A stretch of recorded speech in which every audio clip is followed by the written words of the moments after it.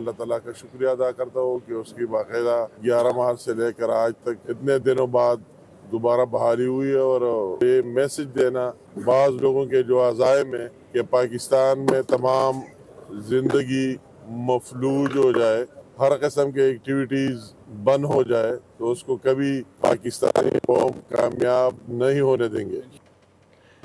جعفر express 16 روز بعد 280 مسافروں کو لے کر ٹریک پر آ گئی۔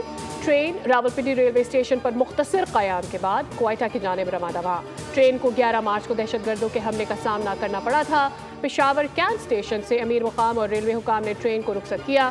وفاقی وزیر انجینئر امیر مقام نے کہا کہ وزیر اعظم اور آرمی چیف ملک کی سلامتی کے لیے پرعزم ہیں، دہشت گردوں کے آگے ہتھیار نہیں ڈالیں گے۔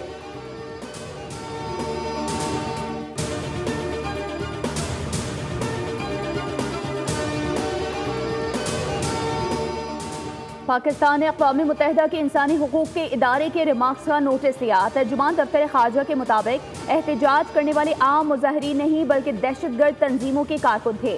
میڈیا بریفنگ میں بتایا حکومت اپنے شہریوں کے جان و مال کے تحفظ کی پابند ہے، دہشت گردوں اور ان کے ہمدردوں کے لیے کوئی رعایت نہیں۔ امید ہے موجودہ اقدامات سے مستقل پائیدار جنگ بندی کی راہ ہموار ہوگی۔